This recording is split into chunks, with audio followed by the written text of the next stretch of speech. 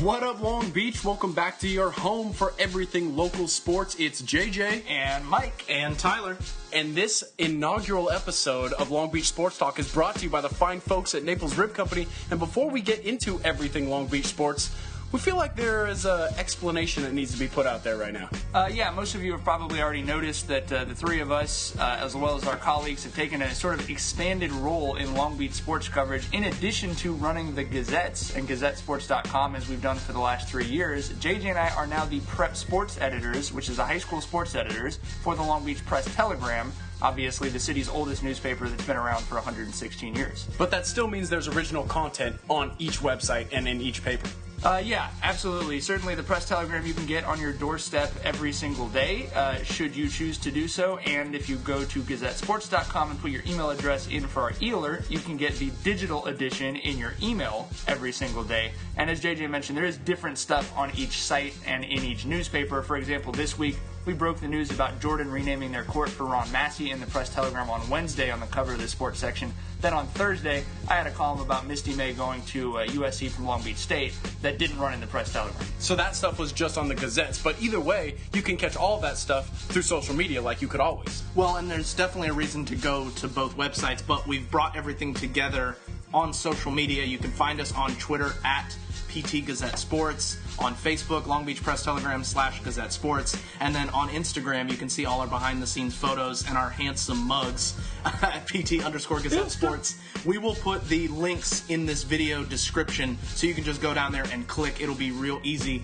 to get on there and follow us and interact with us, because we love talking to the players, coaches, fans, whoever that likes to chat with us. Now, you know that we cover strictly Long Beach sports at the Gazettes like we always have, but at the Press-Telegram, we are covering up to 30 schools in each season. So that does mean those Bosco and Los Al fans can still get the coverage that they have had and even more from the Press-Telegram, while the local Long Beach people and the Moore League fans can continue to come to the Gazettes if they'd like. You missed one, you forgot about Fireball. We've actually got 31 high schools. It's going to be the Moore League, the San Gabriel Valley League, the Suburban League, and then 11 other schools, including, as JJ just mentioned, St. John Bosco, Los Alamitos Valley Christian, and others. It goes all the way out to Catalina. It the does. coverage map has spread over the water. It's as if we weren't busy enough already. So obviously the Press-Telegram is going to be the Long Beach area, as it's called, and we've got other great writers working with us, like Robert Morales, 22-year veteran of the game, and Daniel Van Hoosier, less years in the game than Robert Morales, as well as, of course, a very talented group of photographers on both. But our highlight videos you're going to see those everywhere. 4 more schools, which I know has a lot of people excited. If you're a Downey football fan who's been complaining that you never got a Gazettes video before, well, now you're going to get a PT Gazettes video sometime this year. More schools are going to get the kind of coverage that we've been happy to bring the Moore League specifically for the last 3 years. We are very excited for this year and what we can continue to do for Long Beach sports. We want you to get involved through that social media, sending us emails, letting us know, leaving comments on stories at Gazettes and at the PT. It is all there for you because we're here for you, covering everything Long Beach sports. Stick around. We're going to talk about a few things that are going on here in the city and let you know what you should be watching for this weekend. Like we weren't going to start with football. I mean, come on. We might end with football. I believe the phrase is it all starts and ends with football. Is that right? That is true. Now, if you've been scoreboard watching, you might not be too excited about Long Beach football right now. There have been some lopsided results and some surprising results as well. Mike, you got one on Friday in Cerritos. Yeah, so what else is new, unfortunately, about scoreboard watching for Long Beach football teams the last couple years? I think, get probably the biggest upset in the southern section so far this year. Long Beach Poly, ranked number 1 in the Pac-5 division, which is Division 1, upset by Servite. Really surprising result, 31-24 last Friday. And obviously that's kind of been the game that's got everyone talking. I think the Poly fans don't have their knives out quite as much as they did this time last year, just because they're coming off a year where they were 1-3. You know, I think the big storyline people have taken away, and certainly people at the game, was this sort of brewing quarterback controversy between returning starter Ty Tiedemann and Josh Love, the transfer, who looked a lot better. He's 9-10 in the loss to Servite. So people sort of wondering, okay, who are we going to see next week? To me, though, the biggest surprise was the defense, because this was a defense that was supposed to maybe rival the 07-08 Poly defenses. You know, the 07 team won that 2-0 semifinal game against Olu, and they come out and give up 31 points to a very run-of-the-mill kind of one-dimensional Servite offense, frankly. It's not Corona Centennial. It's not Corona Centennial. So that really surprised me. And as Tyler just mentioned, Corona Centennial, they're playing arguably the best offense in the country this Friday at Mission Viejo at 8 p.m. It will be on television.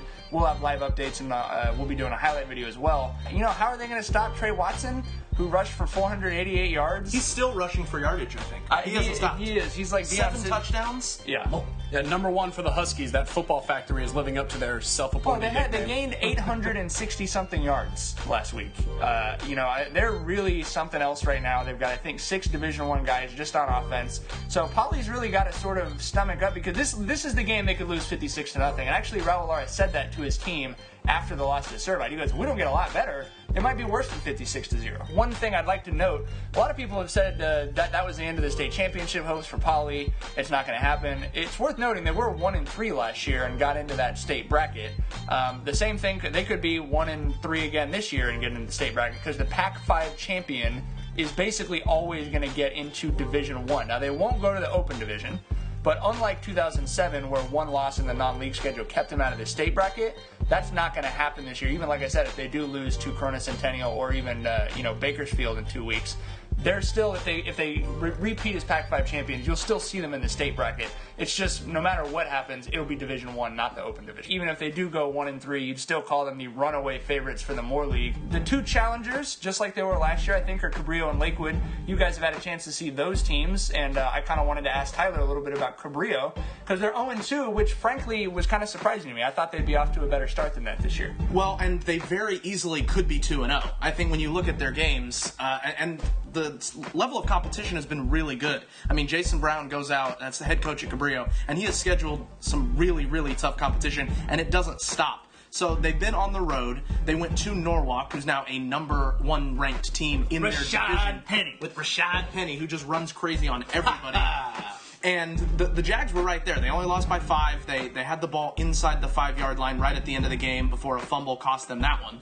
Then they go to San Clemente, a team who's down a little bit but is still a traditional Pac-5 power, and you're up late in that game, and then a last-second touchdown, about 20 seconds left, and they lose that one on the road. So Cabrillo, very close to being a 2-0 team. They've got explosive talent, especially on the outside, and you could tell that they're ready to be a high-powered offense. They just have to click and mesh a little bit. But this team, I mean, this is one of the better 0-2 football teams in the area. Maybe we've seen ever, and what we've been doing this thing for 5 years, maybe the best 0-2 team that we've ever seen. I mean, it's still in our city. Yeah, and it still remains to be seen once they get over that hump and when they start getting that win.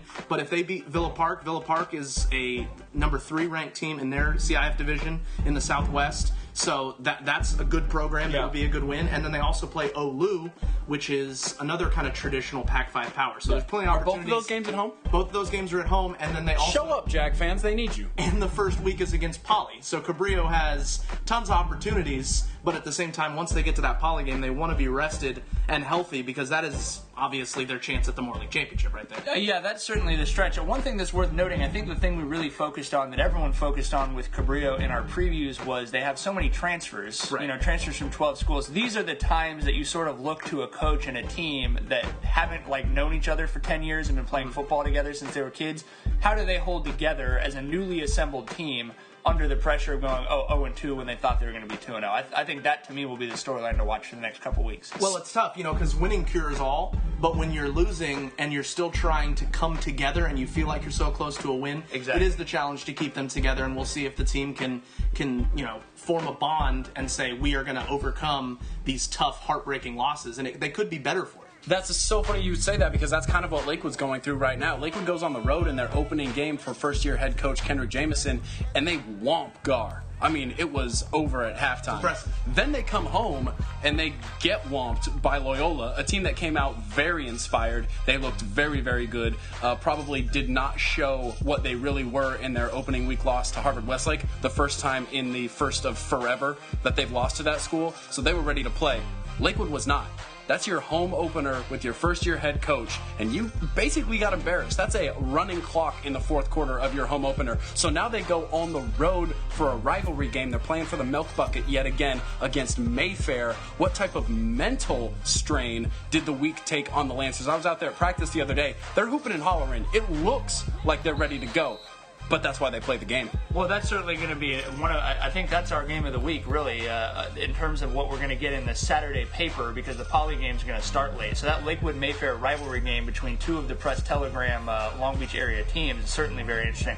JJ, having seen both those games, was it a Jekyll Hyde thing? It was just about their effort? Because certainly in what we saw of Loyola, we didn't think, oh, this is a powerhouse team. Did anybody see the Florida-Miami game on Saturday? Tyler, I think you said you might have checked that out a little bit. No, I was happy that Florida lost, but I wasn't watching. I was wrapped up in all the turnovers Tennessee was getting. Florida went into the red zone a couple times, didn't get any points. That's exactly what happened to Lakewood last week. They went inside the 10 3 times and came away with 0 points. You cannot do that at any level of football ever and expect to either be in a game, let alone win a game. You just can't do it. They also committed 14 penalties. They got to be disciplined, they got to stay together, and they got to rally behind their first-year head coach if they want to get out of this rut in time for a date with Narbonne and then the Moore League.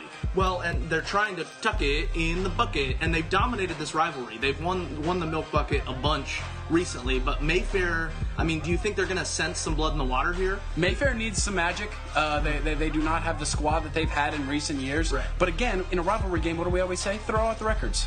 Throw out the records. Let's roll the ball out there. Let's see what happens. Mayfair is very dangerous on special teams, so it will be interesting to see what happens over there. That's Bellflower High School, by the way.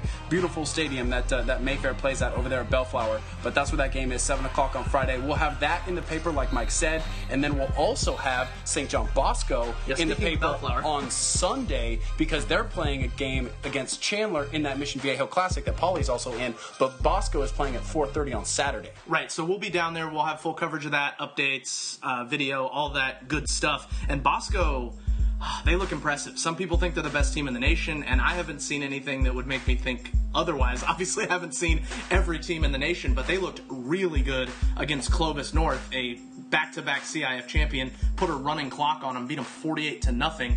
That team under Jason Negro looking very, very, very strong. USA Today's got them 10th in the nation. Max Prep's computer rankings actually have them number 1 right now. And I mean, if that's Max Prep's, that's not like BoscoFans.com poll or something like that. You know, that's a legitimate poll. So very interested to see how they do. Obviously, with Poly losing, they've moved into the number 1 spot in the CIF rankings for the Pac-5.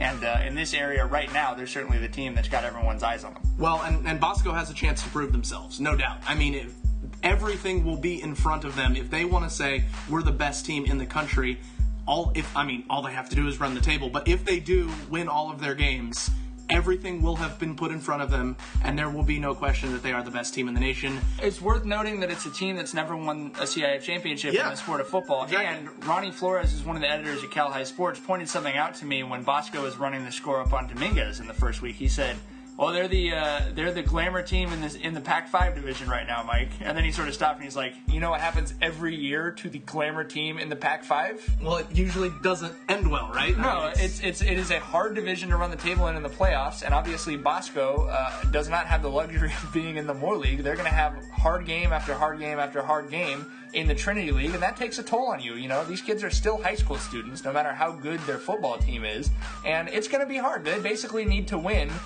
9-10 games in a row if they want to win an Open Division championship. We put Paulie and Bosco on the cover of the Press Telegram football preview for a reason. Both of those teams playing big games down at Mission Viejo this weekend. You got to find all the great coverage right here. You're on record right now. Be careful what you say. Yeah. Have you seen Mr. Pimp Good Game, dude? This is this dude's Instagram. Oh no.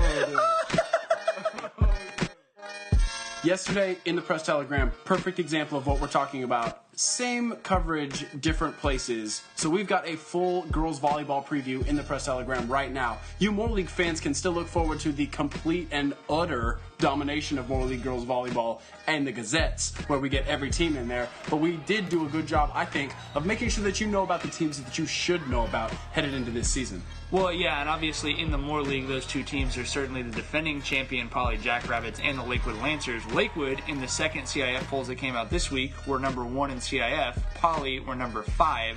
Those are going to be some great matches between those teams, and actually that gets started next Wednesday. They play each other for the first time, which will essentially decide who gets half of the Moore League trophy.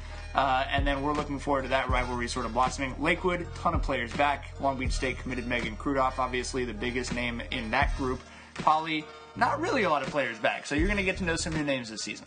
Tyler, you got to know a team that we had never covered before. Yeah, a team in the burbs, Mayfair, who went 12-0 in the Suburban League last year, and a team that's also ranked in their division. They're 6th in their division, and a team that only dropped 1 set in league last year to Norwalk.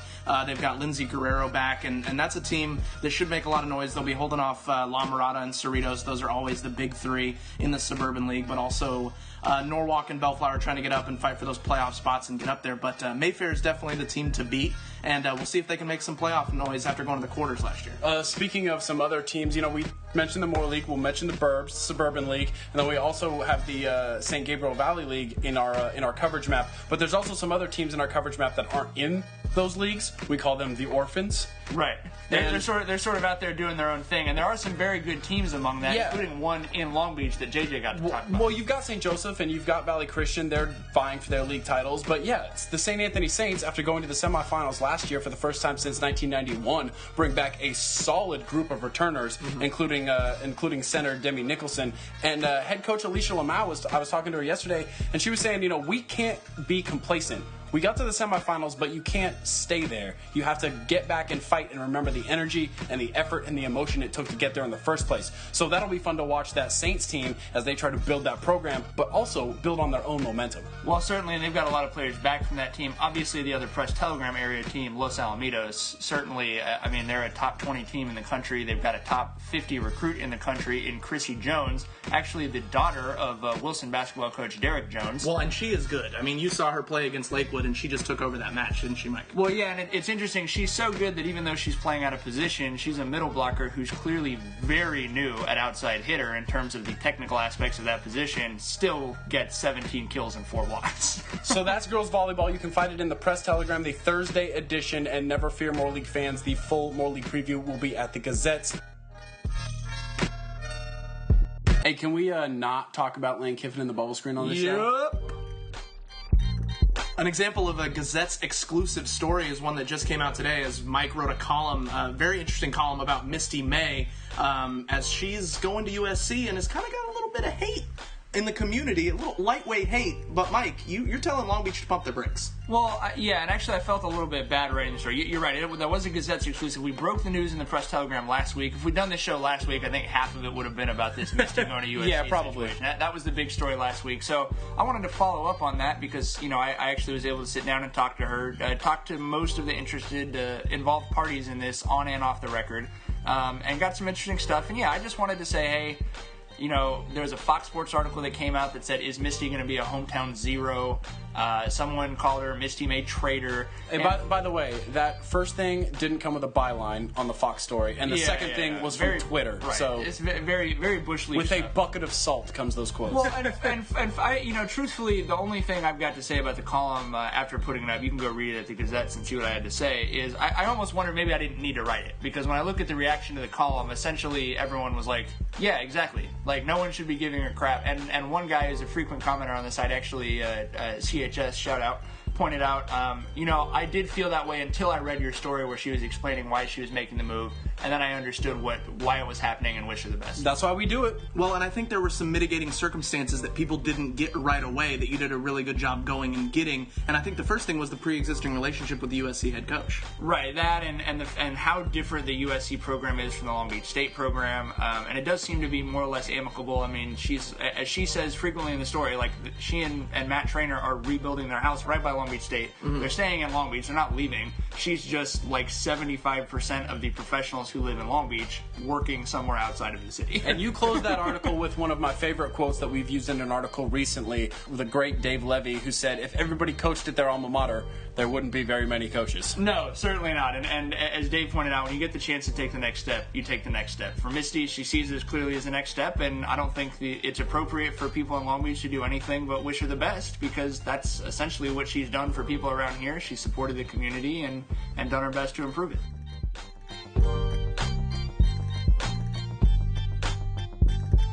No better place than this, no better time than now to get your Press Telegram subscription. Go on the website, call the number that you see right there to subscribe. You can get 52 weeks for $52. That's $1 a week. So just over 12 cents per issue to read tons of great sports coverage, local news, all that kind of stuff. Got to get your reading glasses on and not just enjoy the videos and all the online content, but read some of the articles that come in above the fold cover of the sports page. Yeah, you just cannot get rid of us. We love this city. We love this city's sports. And hopefully you love what we bring to the table each and every week. We will continue to do that here at Long Beach Sports Talk. So if you've got something that you want us to tackle on this show, just hit us up with a comment on the website, email, whatever it is. This is your city, Long Beach, and they are your sports. So make sure you get involved. For Tyler, for Mike, for JJ. You are JJ. You don't need to say. For everyone involved at the Press Telegram and the Gazette newspapers and Long Beach Sports, thank you. We will see you in the stands this weekend. Take care, y'all.